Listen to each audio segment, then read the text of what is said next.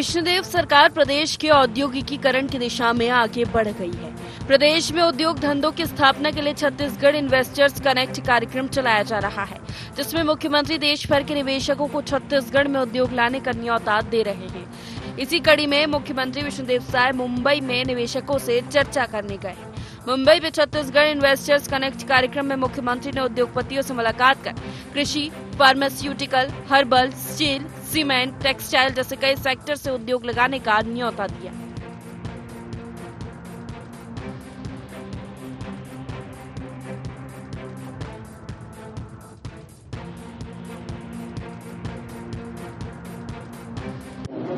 हमारी सरकार ने नई उद्योग नीति वर्ष 2024-2030 लॉन्च की है और आज हम यहाँ पर हमारे देश की जो आर्थिक राजधानी है मुंबई, वहाँ पर एक इन्वेस्टर कनेक्ट का कार्यक्रम यहाँ पर हम सब लोग आए हैं।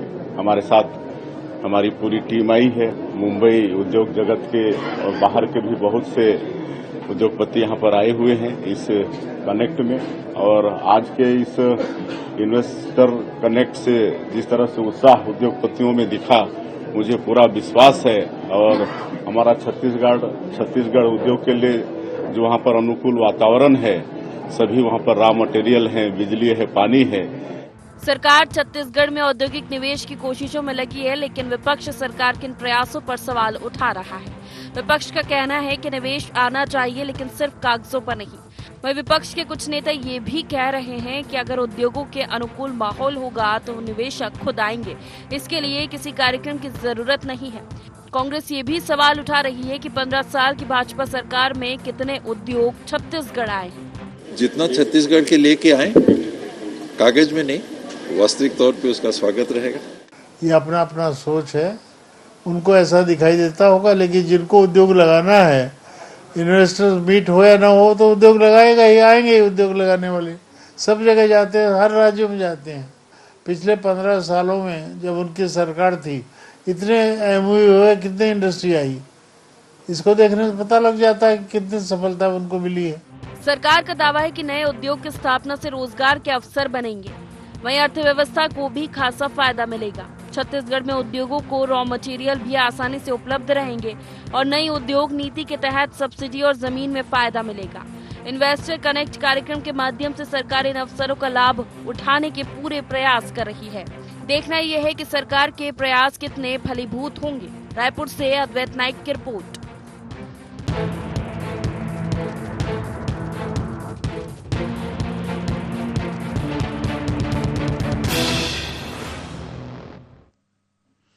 नमस्कार, स्वागत है आपका गुहार छत्तीसगढ़ देख रहे हैं आप। मैं हूं आपके साथ प्रशिता शर्मा। छत्तीसगढ़ में निवेश की संभावनाओं को गति देने के लिए साय सरकार सतत प्रयास कर रही है।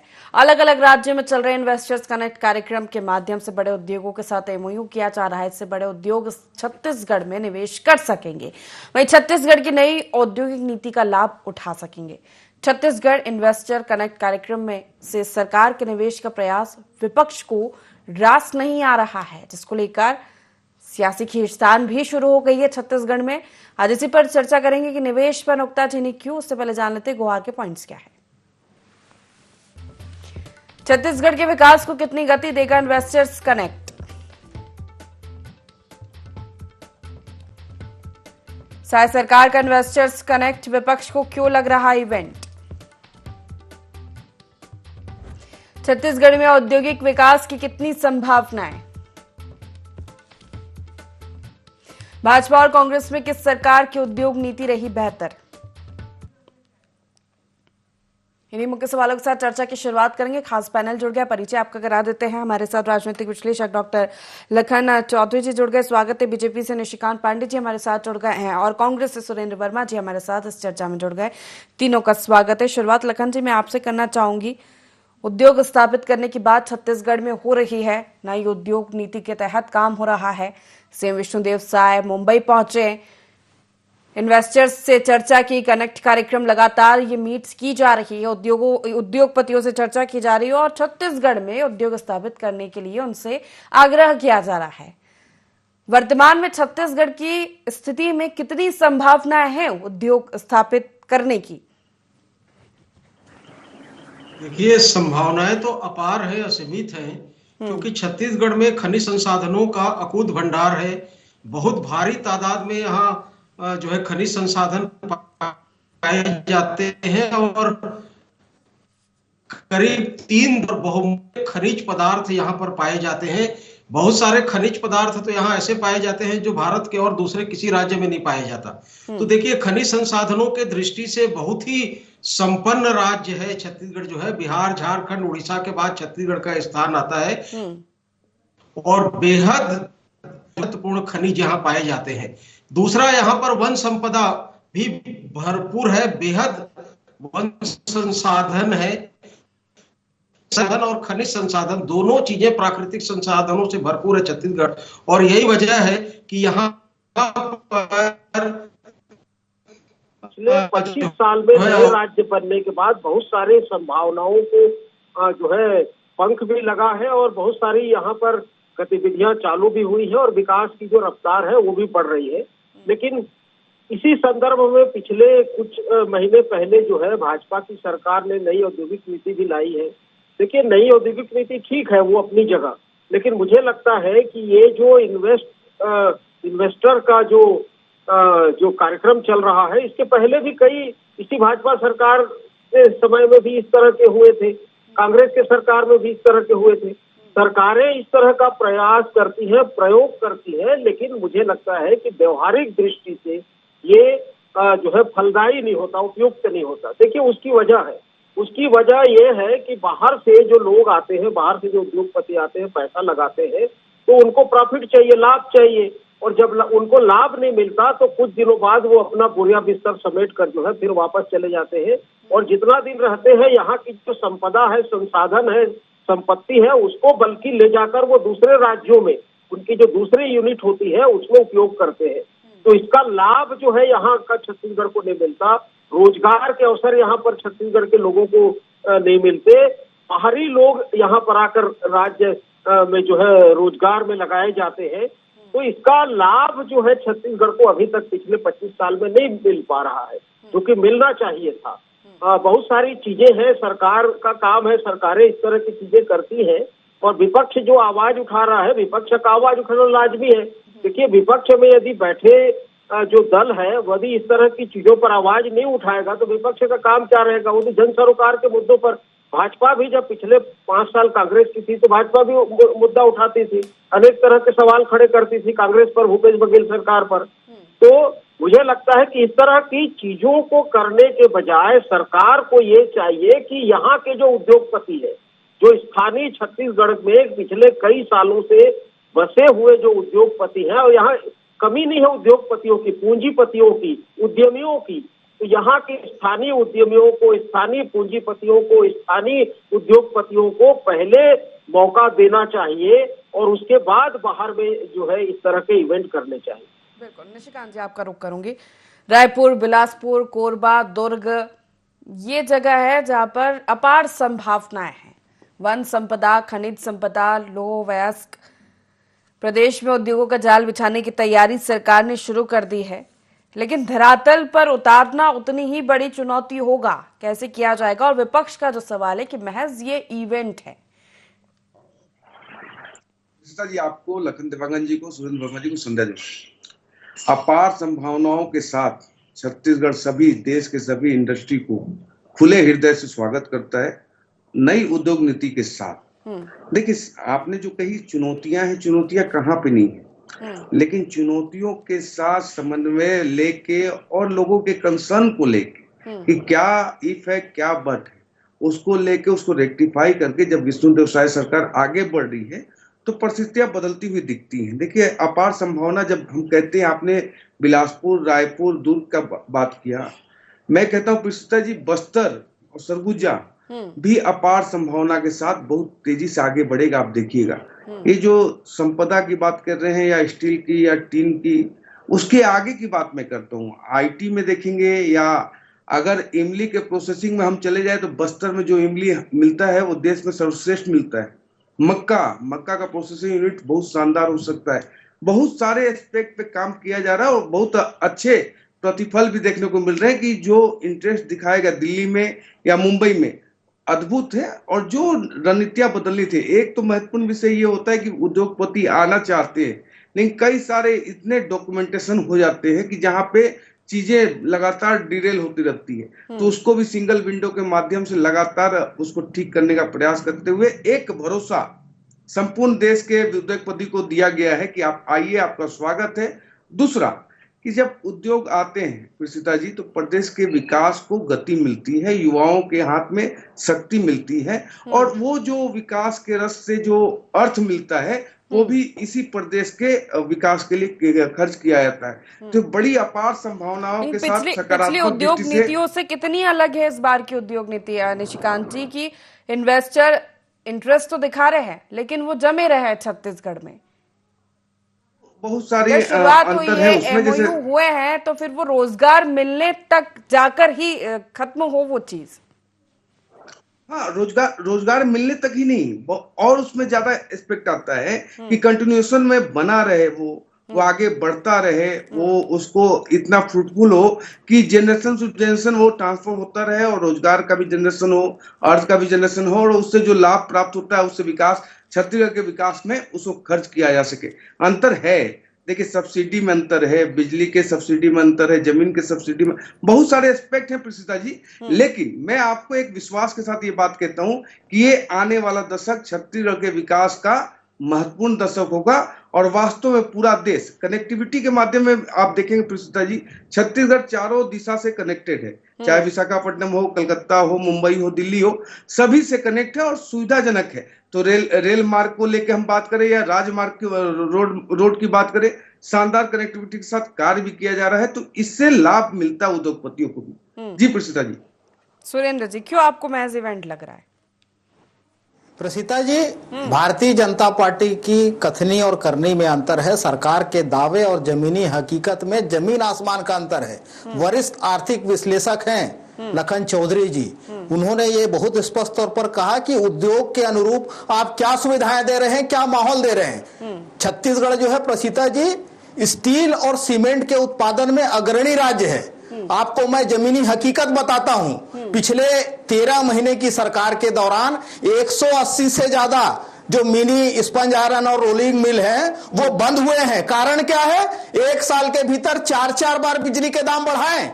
जो कॉम्पिटिटिव राज्य हैं जहां पर स्टील के इसी तरह के उद्योग हैं, उड़ीसा में जो है 5 रुपया 60 पैसा प्रति यूनिट है बिजली का दाम, झारखंड में 5 रुपया प्रति यूनिट, और हमारे छत्तीसगढ़ में जमीन हमारी, कोयला हमारा, पानी हमारा, और हमारे यहाँ जो उद्योग लगाए हैं उनको 7 रुपया 80 पैसा यह सरकार दावा करती है उद्योग लगाने की, जिसके चलते 180 से ज्यादा मिनी स्टील प्लांट जो है वो बंद हुए हैं 13 महीने के दौरान। 700 राइस मिल 2018 से 23 के बीच में इसी प्रदेश में नए खुले थे जब हमारी सरकार थी। आज उसमें से 300 से ज्यादा बंद हो गए हैं। कोदो, कुटकी, रागी के प्रोसेसिंग सेंटर जो है उनकी क्या स्थिति है ये बताएं। कोंडागांव में मक्का प्लांट बने, 12 एथेनॉल प्लांट बने इस छत्तीसगढ़ में, और आज क्या स्थिति है? तो भारतीय जनता पार्टी की सरकार की कथनी और करनी में अंतर है। देखिए, पहले भी इसी तरह की भारतीय जनता पार्टी की डबल इंजन की सरकार थी और पहले भी इसी तरह से जो है इनके दावे होते थे उद्योग को लेके, रोजगार को लेके। हमारी सरकार थी, उद्योग नीति जो हमारी सरकार ने तय किया था, जो अकुशल श्रमिक होते हैं प्रसिद्धा जी 100% जो है स्थानीय छत्तीसगढ़ के युवाओं को लेने की बाध्यता थी। जो अर्धकुशल होते हैं उसमें 75%, और जो मैनेजमेंट की जो टीम होगी, प्रबंधन के जो कार्य में संलग्न होंगे, कम से कम आधे छत्तीसगढ़ के मूल निवासी होने की बाध्यता थी, उसको इन्होंने हटा दिया। और पहले ये बालको बेचे औने पौने दाम पे, सार्वजनिक उपक्रम थी। उसके बाद में नंदराज पर्वत फर्जी एनओसी लगा के बेचा, और अब जो है एनएमडीसी का जो नगरनार प्लांट है उसको बेचने की तैयारी है। दीपम की साइट आप खोल लीजिए।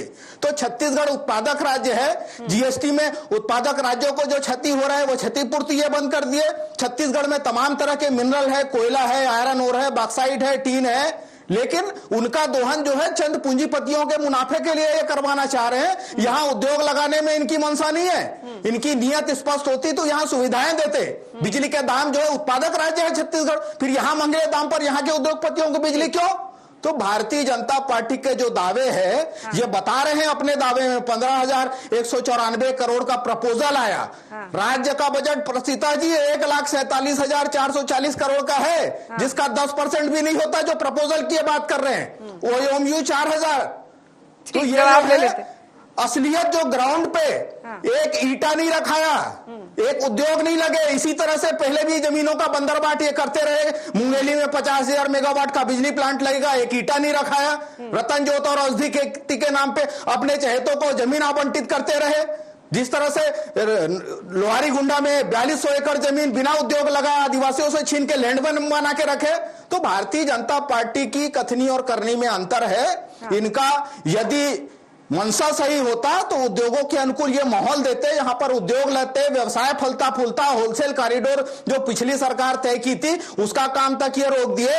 जिस प्रकार से कृषि, सेवा और उत्पादन अर्थव्यवस्था के तीनों सेक्टर में प्रसीता जी पूर्ववर्ती कांग्रेस की सरकार में देश में अग्रणी राज्य था छत्तीसगढ़। आज क्या स्थिति है देख लीजिए। ना वनोपज करवा पा रहे हैं। प्रसीता जी बिल्कुल ठीक कहा हमारे भाई ने। इनका उद्योग और हमारे उद्योग के लगाने में दृष्टि का अंतर है। इनका उद्योग क्या क्या था मैं आपको बताता हूँ। घोटाला उद्योग, घपला उद्योग, सट्टा उद्योग, अवैध नशे या कारोबार उद्योग, ये तबादला उद्योग, ये इनका उद्योग था। उसी में ये खुश रहते थे। देखिए, प्रदेश के संसाधन को लूटने की बात कर रही थी। कोयला प्रदेश के संसाधन में आता है कि नहीं आता है प्रसीता जी? कोयला जब प्रदेश के संसाधन में आता है तो उसी की दलाली तो 25 रुपए टन के माध्यम से सीएम हाउस में किया जा रहा था, जिसके माध्यम से लोग जेल में हैं। तो ये संसाधन को लूटने वाले लोग यही तरीका, यही तरीका, ये जो जिहाद करते हैं लोग, इनको थोड़ा सा सब्र रखना चाहिए। इतने मतलब वरिष्ठ प्रवक्ता इनको पता भी नहीं कि डेकोरम क्या होता है। अभी तो मैंने ठीक है, उद्योग पर चर्चा करेंगे, उद्योग पर चर्चा करेंगे, छत्तीसगढ़ के विकास पर चर्चा की अपार संभावनाओं के बाद भी आज तक छत्तीसगढ़ पिछड़ा क्यों रहा, इस पर चर्चा। ठीक है ऋषिकांत जी।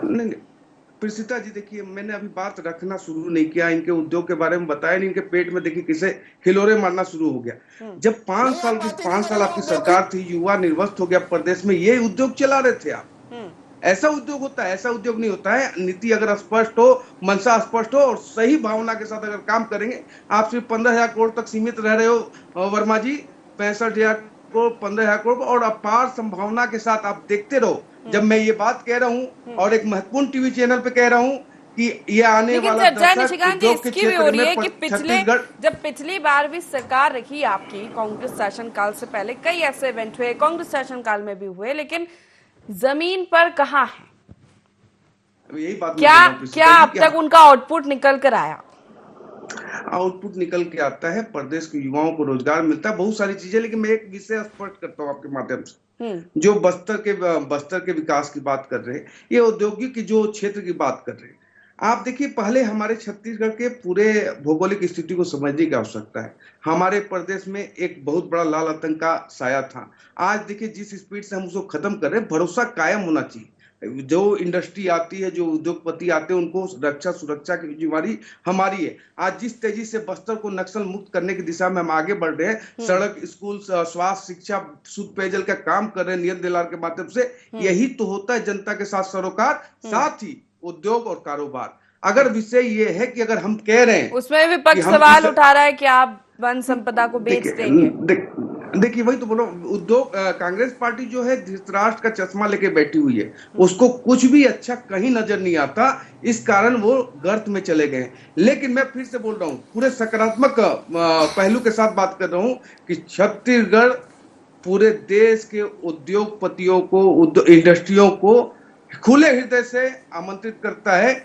आइए, छत्तीसगढ़ में जो संभावना है, छत्तीसगढ़ में जो व्यवस्था है, पूरे देश में कहीं नहीं होगी। और वास्तव में जिस प्रकार से नया रायपुर का डेवलपमेंट हुआ है, आने वाले 10 साल में देखें क्या इंडस्ट्री नहीं होगी। आईआईटी हब के रूप में, चाहे आईआईटी हमने बनाया है, यहाँ छत्तीसगढ़ में चल रही है, IIM है, माहौल उद्योगपतियों को देने के लिए छत्तीसगढ़ तैयार हो गया है। अब तक नहीं था निशिकांत जी, आप ये कहना चाहते हैं? क्योंकि समस्याएं आती है, सिंगल विंडो सिस्टम की बात होती है जब उद्योग स्थापित होता है, बिजली की बात होती है जब उद्योग स्थापित होता है, जमीन की बात होती है, इंफ्रास्ट्रक्चर की बात होती है, रॉ मटेरियल्स की बात होती है।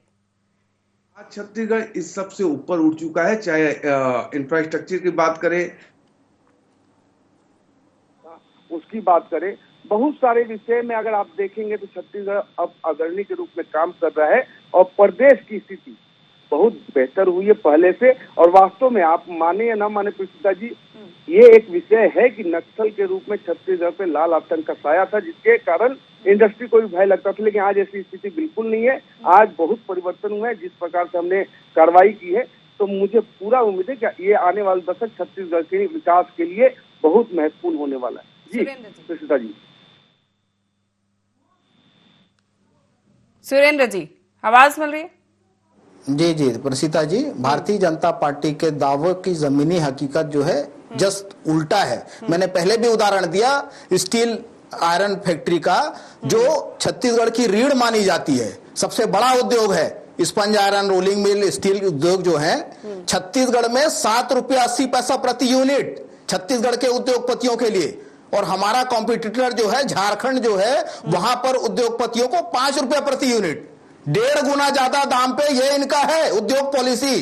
जमीन हमारी, पानी हमारा, कोयला हमारा, और हमारे यहाँ के उद्योगों को ही अधिक दाम पर बिजली, कैसे टिक पाएंगे वो लाभ नहीं होगा तो कैसे सरवाइव कर पाएंगे। सरकार तो ये दावा करे कि दिल्ली और मुंबई में जो इन्वेस्टर मीट हुई है उसमें उद्योगपति इंटरेस्ट दिखा रहे हैं केवल कागजी दावा स्थापित करने के लिए। एक नया पैसा धरातल पे काम नहीं हुआ है। ये सरकार पूरी तरह अडानी के मुनाफे पर काम कर रही है। उसी के मुनाफे के लिए यहाँ के हसदेव के जंगल कटवाए जा रहे हैं, यहाँ कमर्शियल माइनिंग शुरू की गई है, ACCL और कोल इंडिया लिमिटेड की खदानें जबरिया उनको अलाट की गई है। जो विधानसभा में प्रस्ताव परसा कोल ब्लॉक सहित 5 कोल ब्लॉक को निरस्त करने का भेजा गया था, 2022 से आज तक लंबित है। NMDC का नगर नार प्लांट जो है वो तो NMDC का सार्वजनिक उपक्रम है। बस्तर की जनता, बस्तर के युवाओं को भरोसा था सरकारी उपक्रम में सरकारी नौकरी लगने का, ये बेचने के फिराक में है। दीपम की साइट खोल दीजिए विनिवेशीकरण का।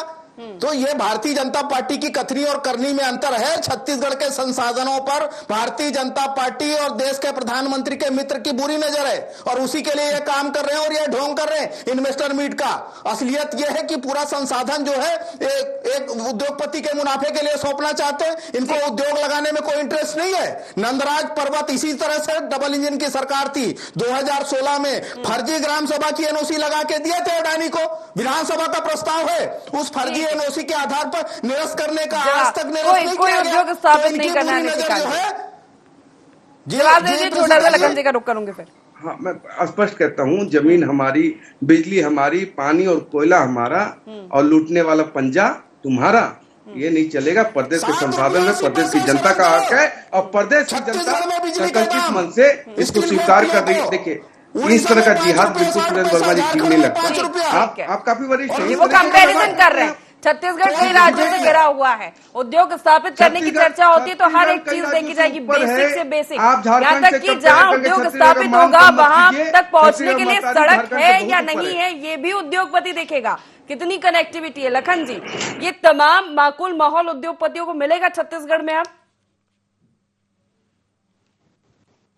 बनाया जा रहा है माहौल, और उनको तमाम जो चीजें हैं, चाहे पानी हो, चाहे जमीन हो, जो है चाहे पूरे के पूरे जंगल हो, सब चीजों को उनके लिए खोला जा रहा है और बड़ी उदारता से खोला जा रहा है। देखिए, ये कहने के लिए ये चीजें अच्छी लगती है और जो है कि इन्वेस्टर मीट कर रहे हैं, निवेश होना चाहिए, विकास के लिए निवेश, लेकिन जैसे कि पहले भी मैंने कहा, आप स्थानीय उद्यमियों को, स्थानीय उद्योगपतियों को दीजिए ना।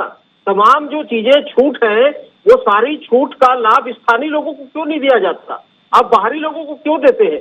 विकास का जो पैमाना है वो बाहरी स्थानीय, ये इसमें जो है डिफर करता है, इस पर निर्भर करता है।